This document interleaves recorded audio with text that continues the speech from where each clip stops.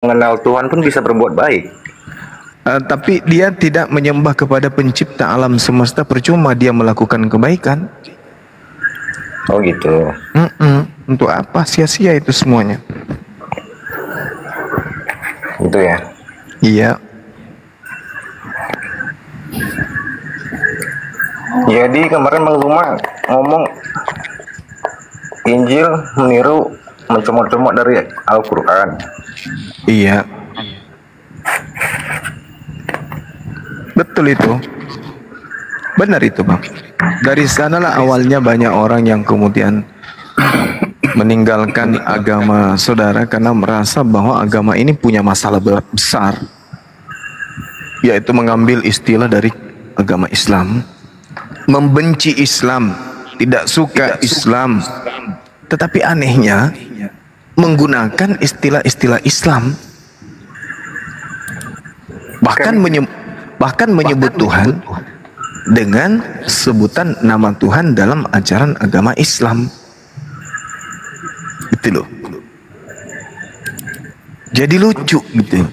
Kalau orang Islam menyebut bahwa ajaran di luar Islam, ya, kencang kali, sakit kepala, ya, menyebut bahwa orang-orang kafir itu tempatnya di neraka, maka kami umat Islam itu tak ada sedikit pun mengambil istilah-istilah yang prinsip di dalam agama atau ajaran orang kafir itu masuk ke dalam agama kami. Nah, sedangkan orang Kristen juga berpikir bahwa Islam itu adalah orang yang tidak ada kemudian namanya tertulis dalam kitab kehidupan, karena tidak percaya kepada Yesus menurut hitungan Kristen. Tapi anehnya justru kitabnya orang Kristen mengambil hal-hal yang sangat prinsip di dalam kitabnya umat Islam. Nah, ini adalah sesuatu yang aneh menurut hitungan akal. Gitu loh, Bang. Silakan. Yang Al-Quran terakhir turun ya? Yes. Sebelum Al-Quran kitab apa yang turun, Pak Zuma? Tidak. Kitab yang turun itu adalah ketetapan yang datang kepada Nabi Isa alaihi salam. Kitab apa itu? Kami menyebutnya Injil. Selain Injil? Selain Injil sebelumnya itu Zabur. Zabur ya? Yes. Bagaimana mungkin Injil menciplak isi Al-Quran, sedangkan Injil sebelum Al-Quran sudah turun apa sebelumnya, dan Al-Quran turun terakhir. Bagaimana penjelasan Anda? Ya, Injil tidak menciplak Al-Quran. Yang Anda ngomong tadi loh, Bang Zuma, kitab kami Kristen itu kan Injil loh. Nenekmu kiper 7 turunan. Ya. Injil tidak menciplak Al-Quran. Yang menciplak Al-Quran itu adalah kitab warisan Belanda. Anda salah paham, Bang Zuma. Gini loh, kalau paham Anda salah, jangan Anda jadi salah paham terhadap kitab umat orang Kristen. Injil itu, kitab Zabur itu kitab apa, Bang Zuma? Injil itu adalah kitab ketetapan yang didatangkan oleh Allah kepada Nabi Isa. Betul. Dan di dalamnya terdapat nama Nabi Muhammad. Di mana dalilnya Injil, mana yang Anda pakai ada nama ya, makanya jangan Anda merasa bahwa Bible itu adalah Injil. Iya. Injil itu adalah sebuah kata yang muncul dalam Al-Quran. Kata Injil itu tak ada di Bible. Nanti di kitab Belanda yang diterjemahkan ke dalam bahasa Melayu baru muncul kata Injil. Nah, duluan mana Belanda masuk ke Indonesia daripada Al-Quran? Ayo. Duluan mana? Al-Quran. Al-Quran ada di abad ke-7. Kitabnya Belanda masuk ke Indonesia abad keberapa? Abad ke-16. Al-Quran sebelum abad ke-16 belum ada Bang Zuma di Indonesia dan di yang tempat lain. Islam masuk di Indonesia itu abad ke-8. Kristen masuk ke Indonesia abad ke-16. Ayo, duluan mana kira-kira? Yang tadi saya bahas jangan sampai ke situ dulu. Yang saya tadi tanya Injil, Zabur tadi kan yang jelasnya tadi. Ya, Injil itu adalah kitab yang datang kepada Nabi Isa. Yang datang kepada Anda itu evangelion, kabar kabar baik. Beda. Kabar yang dituliskan Lukas, kabar yang dituliskan Markus, kabar yang dituliskan Paulus, itu yang datang kepada Anda. Sedangkan yang disebut Injil adalah ketetapan Allah yang datang kepada Nabi kami Isa alaihis salam. Beda. Kenapa sekarang Anda merasa kalau kami menyebut Injil seakan-akan tertuju kepada kitab saudara? Karena kitab saudara itulah tadi di awal Anda pertanyakan, istilah-istilah yang sangat prinsip dalam Islam diambil kitab saudara. Makanya Anda merasa padahal yang Anda ambil itu, yang Anda gunakan itu berupa kata Injil, itu hasil curian, termasuk kata salib. Kata salib itu hanya ada di dalam Al-Quran, tidak ada di dalam Bible. Susah ente mau bergerak karena saya lebih paham daripada saudara. Gimana Anda mau mengatakan bahwa di kitab Anda lebih duluan? Duluan di mana? Kitab mau dibawa masuk ke Indonesia nanti di abad ke-16 oleh seorang Belanda. Sedangkan kitab kami ada masuk ke Indonesia, pengajarannya itu di abad ke-8 menjelang abad ke-9. Berapa beda jauh itu? Abad 8, 9, 10, 11, 12, 13, 14, 15, 8 abad, 800 tahun Islam sudah menanamkan cangkangnya di bumi pertiwi, baru kemudian datang penjajah VOC. Ayo. Dalil yang tertulisnya ada nggak? Apanya tuh? Islam ada di abad ke-7. Kok dalil? Sejarah.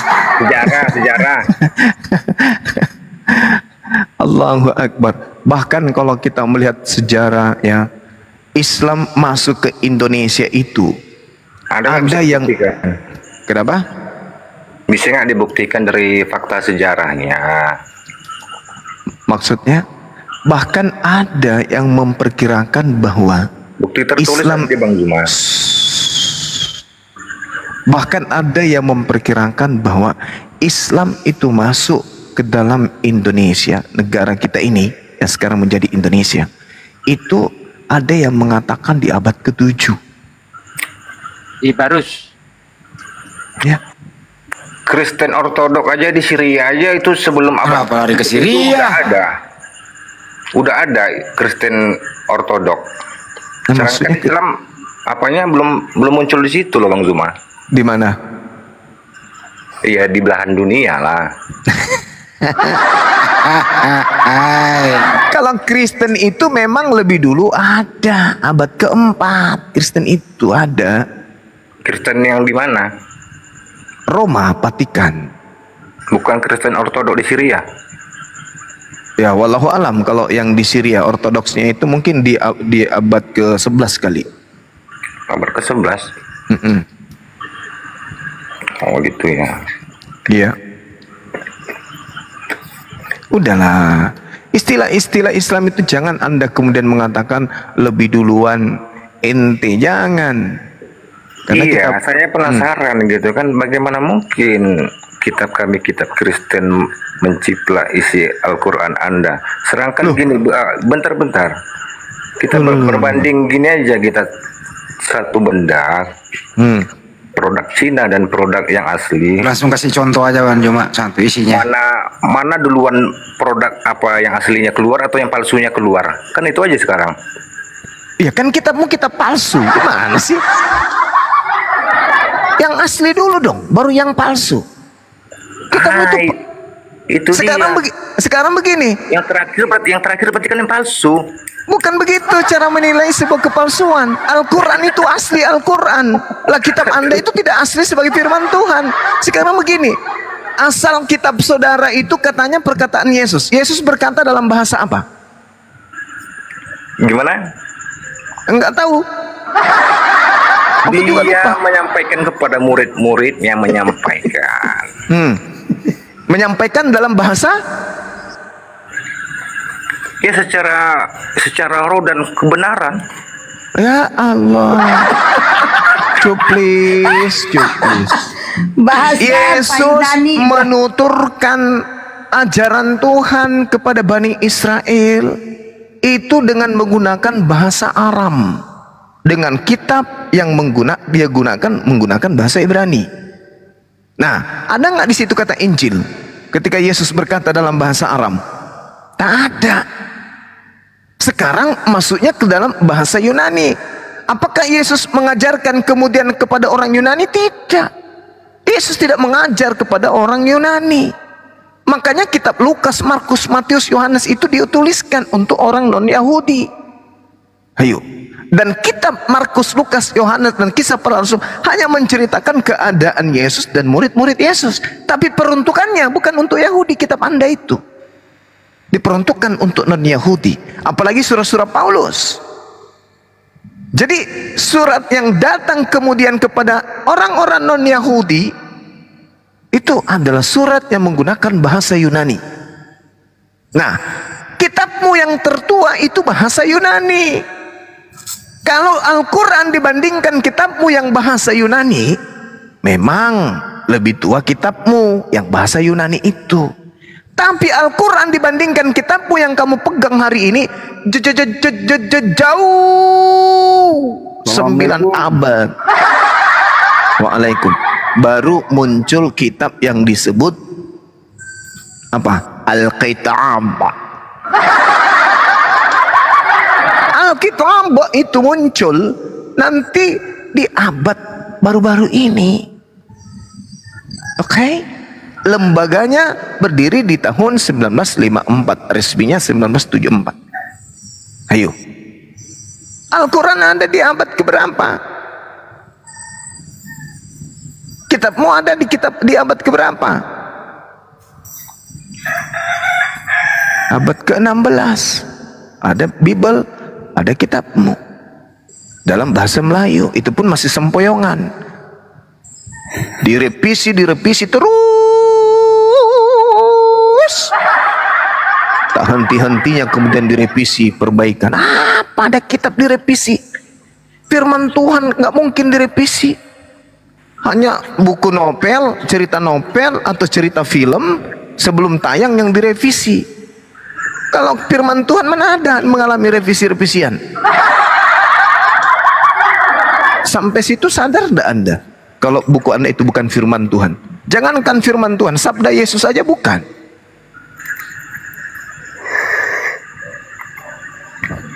Jadi kalau Al-Quran firman Tuhan? Ya jelas firman Tuhan. Kenapa sakit hati? Coba buka QS Quran 5 ayat 64. Mulai. Kalau Al-Quran itu dia firman Tuhan. Kau yang buka lah, nyuruh-nyuruh orang lu. Mulai. Apanya mulai Bang Zuma? Kamu tahu apa tentang Quran? Quran berapa tadi? 5 ayat 64. Quran 5 ayat 64. Al-Maidah itu akhir. Ya, oke ya. Ini Quran nih yang saya baca. Ayat 64. Oke. Ya 4, apa 64? 564. 564. Oh 56. Iya 64 kan. Wa qolatil yahudu yadullahi maghlulatun gulat aidihim bima kulu bal badahu mabsu totani Yungfiku kaifa yasa. Ada apa dengan ayat itu? Artinya apa tuh, Bang? Lah, Anda kan tanya Quran. Iya, saya nggak tahu artinya. Berarti Anda tidak membahas Al-Quran, Anda membahas perkataan manusia yang sedang membahas ayat suci Al-Quran. Itu maksudnya. Itu loh. Kalau ayat suci Al-Qurannya itu ini. Bismillahirrahmanirrahim. Wa qalatil yahudu yadullahi maqlulah.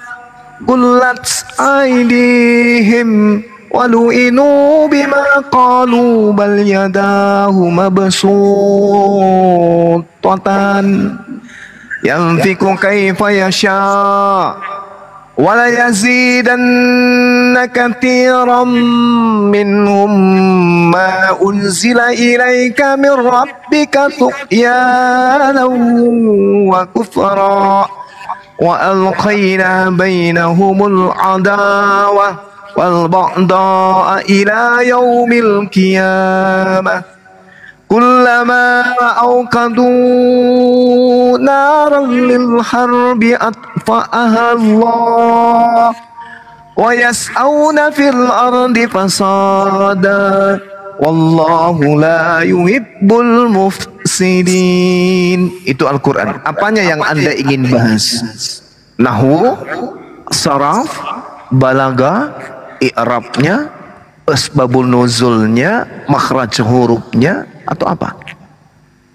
Apa yang ingin Anda bahas Al-Quran ini? Anda tinggal sebutkan, kita jelaskan. Dia mau membahas itu perkataan orang Yahudi itu. Oh, maksudnya apa ini? Berarti dia mau belajar Al-Quran atau ingin mau belajar terjemahan ini?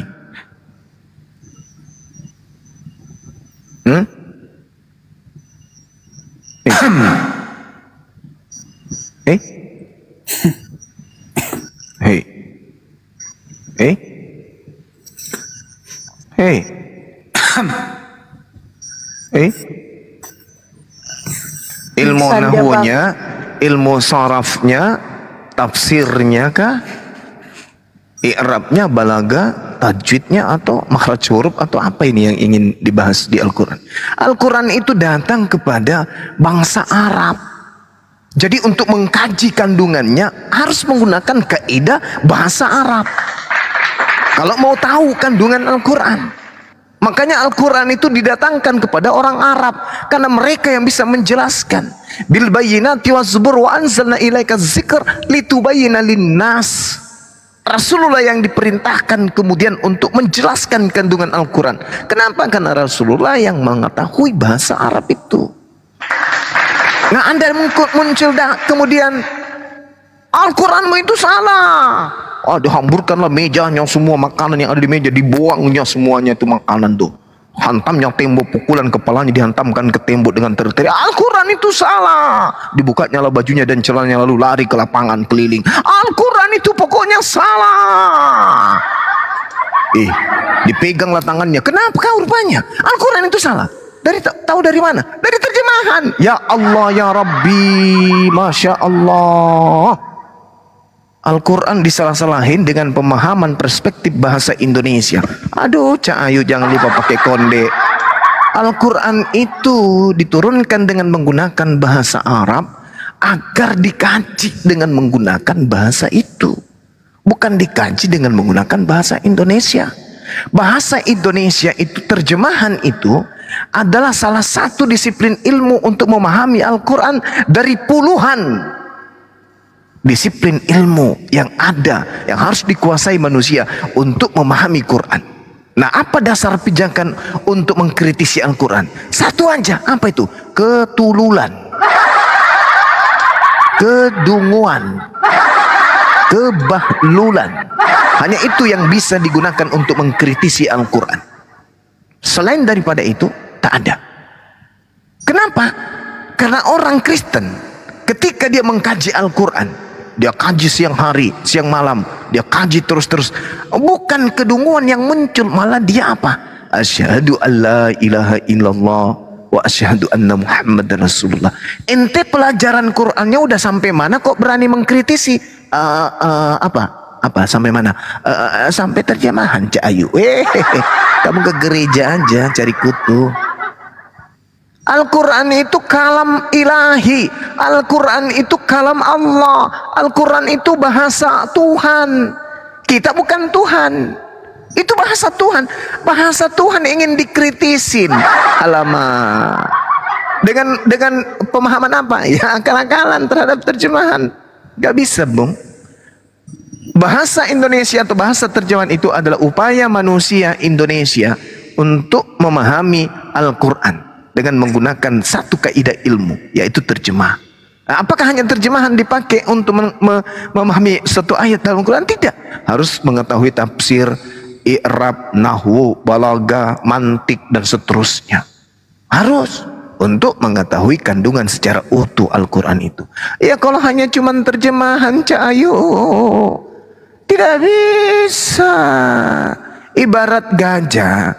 Anda hanya melihat jejaknya, lantas Anda mengatakan gajah itu berbentuk apa? Berbentuk apa? Bintang 3. Nah, lalu dia tingginya sebesar 5 cm. Kenapa? Karena dalam jejak yang dilihat.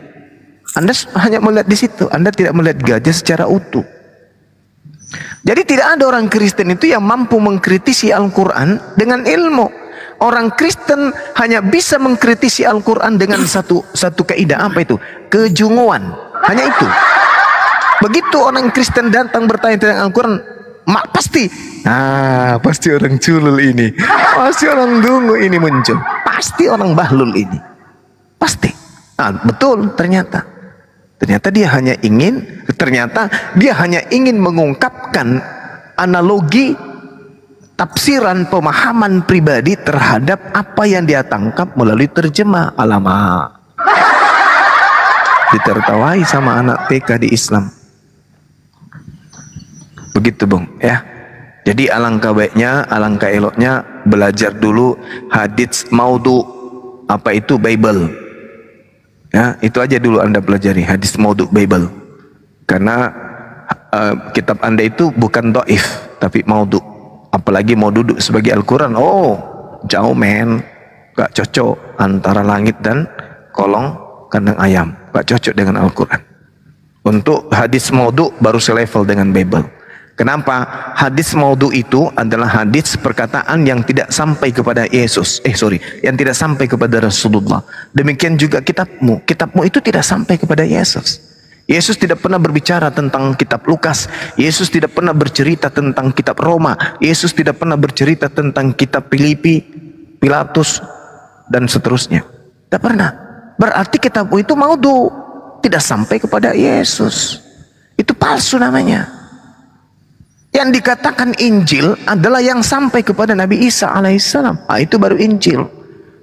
Dan lagi-lagi kitabmu juga menerangkan itu. Coba Anda baca dalam Markus 1 nomor 14. Lalu Yesus mengajarkan Injil Allah. Itu baru disebut tuh. Itu baru betul. Nah, mana Injil Allah yang diberitakan oleh Yesus? Mana 7 juta kali. Hilang. Gak ada. Sebab yang muncul dan tampil dan ada di genggaman saudara itu adalah sebuah buku, sebuah catatan orang-orang yang mana catatan itu tidak ada pengesahan dari Yesus. Gak ada. Pernah gak Yesus itu bercerita satu kali aja bercerita tentang buku Lukas? Pernah gak? Di mana tertulis itu? Yesus berkata, terimalah pengajaranku dan sabdaku di dalam kitab Lukas. Mantap kali, bos. Atau Yesus berkata, terimalah segala perintahku yang dituliskan di dalam kitab Roma, Filipi, Kaliki, Pararang, Padalik, Nakan, Dengaseng. Mana ada? Berarti kitabmu itu maudhu, palsu. Palsunya kenapa? Karena tidak ada kemudian dalil yang terlontar dari mulut Yesus yang membahas tentang kitab-kitab itu. Pernah nggak Yesus bercerita tentang kitab Galatia? Pernah nggak Yesus bercerita tentang kitab Roma? Pernah nggak Yesus bercerita tentang Filipi? Efesus, Filemon. Pernah nggak? Tidak pernah. Berarti buku-buku ini ketika membahas tentang Yesus itu ibarat bertepuk sebelah pantat. Yesus tidak pernah bercerita tentang kitab Anda. Tidak pernah Yesus itu mengatakan bahwa saya telah menuangkan segala firman yang tertulis dalam kitab Lukas. Tidak pernah. Dalam kitab Yohanes tak pernah. Kitab Markus tak pernah. Berarti kitab-kitab Anda itu adalah kitab maudhu, kitab palsu. Kenapa palsu? Karena tidak pernah Yesus memberikan legitimasi. Tidak ada jempolnya Yesus di situ, nggak ada stempelnya Yesus terhadap kitabmu. Sebuah kitab menceritakan tentang Jokowi misalnya. Jokowi berkata, tiada indah, tiada kemilau seindah sangsil. Dia katakan pada tanggal 8 bulan Agustus 2022. Siapa yang mengatakan itu? Sebuah buku. Jokowi pernah mengesahkan tidak buku itu? Bahwa semua cerita yang ada dalam buku itu benar? Tidak pernah. Berarti buku itu adalah buku yang hanya cinta sepihak. Bercerita tentang Jokowi, tapi Jokowi tidak pernah memberikan legitimasi. Misalnya kata pengantar, atau dia mukadimah pembukaan di situ. Ada enggak? Nehi, dek nara, tuh ayak, dek gaga, tae. Bisa disebut jadi ini dong Pak, buku fitnah. Yes, fitnah itu. Sebuah catatan di buku mengatakan bahwa Pak Jokowi pada tanggal sekian telah melakukan pengesahan terhadap ini jembatan yang begini. Tapi Pak Jokowi tidak pernah melakukan itu. Berarti itu kebohongan, itu fitnah. Seperti Yesus diceritakan mati terkunyuk. Ada nggak Yesus mengatakan itu tentang itu? Bahwa itu adalah betul, Galatia itu benar. Ada nggak? Tidak ada. Berarti itu adalah fitness. Maka buku-buku seperti ini tidak layak kemudian disebut sebagai kitab suci. Berbeda dengan Al-Quran. Al-Quran bercerita tentang Allah. Allah bercerita tentang Al-Quran. Al-Quran bercerita tentang Rasulullah. Rasulullah bercerita tentang Al-Quran. Malaikat Jibril, Roh Kudus bercerita tentang Al-Quran. Al-Quran bercerita tentang Roh Kudus, Malaikat Jibril. Mereka saling memberikan legitimasi, memberikan ijazah satu sama lain. Lah kitab lo bercerita tentang Yesus, Yesus tak pernah bercerita tentang kitab lo. Gimana dong? Paulus bercerita tentang Yesus, ya Yesus tidak pernah bercerita tentang Paulus. Gimana dong? Lukas bercerita tentang Yesus, ya Yesus tak pernah bercerita tentang Lukas. Gimana dong? Sakit hati yang kini kurasakan. Copyright. Nggak masalah. Yang penting tersampaikan. Begitu juga ya wana bakai. Karena ternyata kitabku bukan dari Yesus. Ayo. Terlalu. Kalau Al-Quran kan dari Rasulullah. Ayo. Kalau kitab kami Kristen, kitab nggak dari firman Tuhan, Anda berani nggak seperti Ustadz Agustan? Itu adalah satu ketululan. Kenapa Agustan mengalami itu? Kalau Iya, Anda fitnahkan seperti itu. Kenapa? Karena di situ ada nama Allah. Nggak berani kan Anda semuanya seperti Agustan? Bukan nggak berani. Bukan tak berani. Di Bibelmu itu ada nama Tuhan saya. Bukan karena kebenaran Bibelmu, bukan. Tapi di situ tertoreh ada nama Tuhan saya. Di situ ada nama Tuhan saya tertulis. Kata Anda tadi Alkitab kami palsu. Ya emang palsu. Direvisi. Memang itu salah. Nggak direvisi kitab Anda. Kalau kitab Anda itu tidak palsu berarti ada legitimasi dari Yesus. Ada nggak? Ada nggak Yesus mengatakan tentang kitab Anda? Menyebut kitab Lukas, menyebut kitab Filemon, menyebut kitab Galatia. Ada Yesus menyebut itu? Ada. Anda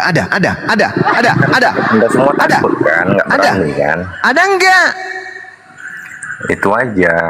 Apa? Yang saya bilang tadi. Kenapa memperbodoh diri dengan melakukan itu? Itu hal bodoh. Lawang buku resep kue aja saya nggak mau kayak gitu, ngapain? Gak ada untungnya.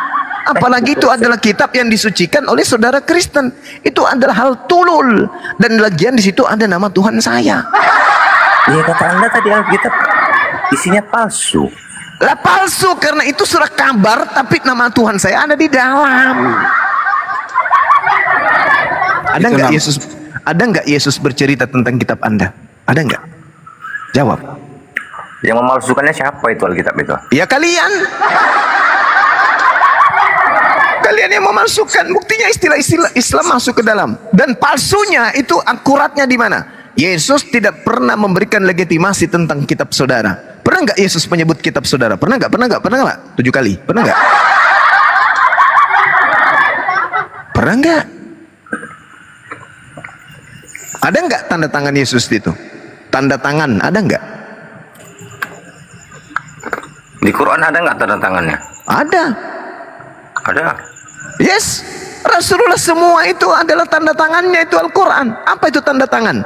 Ibarat tanda tangan itu artinya tanda pemberian dari tangannya. Al-Quran itu. Jangan kau pikir tanda tangan itu yang kau coret-coret. Bukan. Tanda tangan itu artinya tanda dari buah tangannya. Iqra bismi rabbikal ladzi khalaq. Khalaqal insana min 'alaq.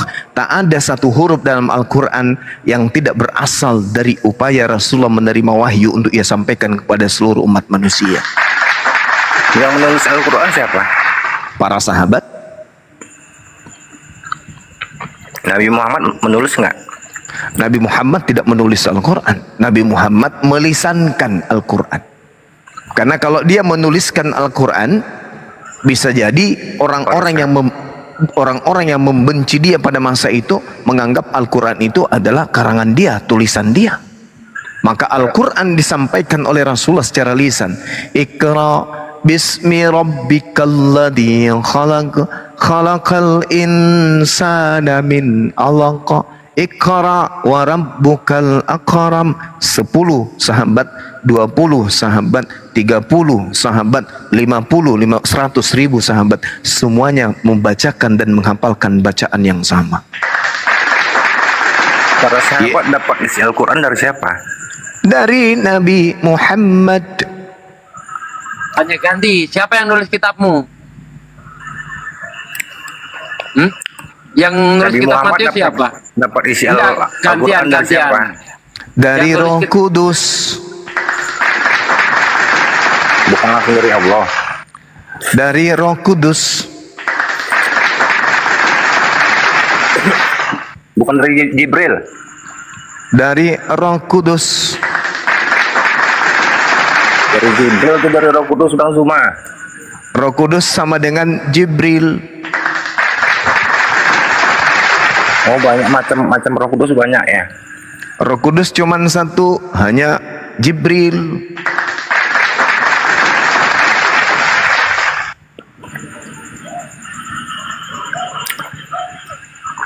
Ya udahlah, sudah malam, saya mau tidur. Ya, pertanyaan terakhir. Pertanyaan terakhir. Dari mana Lukas menerima coretan-coretan tangannya? Dari wahyu Tuhan lah. Jadi Yesus pada saat itu tidak menyampaikan firman kepada Lukas. Hakikatnya satu. Ngapain harus dia langsung? Yesus mengatakan di dalam Yohanes 17 nomor 3 katanya, segala firman yang engkau berikan wahai Tuhan, semuanya telah aku sampaikan kepada mereka dan mereka menerimanya, dan mereka tahu bahwa engkau lah yang telah mengutus aku. Siapa itu? 17:8 banyak Pak, 17:8. Iya, 17:8 ya, 17:8. Jadi siapa itu yang menulis? Yesus itu firman yang nuzul. Mati nih ya. Yesus mengatakan segala firman yang engkau berikan telah aku sampaikan kepada mereka. Mereka di sini termasuk Lukas kagak? Iya semua. Alah. Udah tidur Bang, tidur aja, tidur. Jangan tidur dulu. Morah.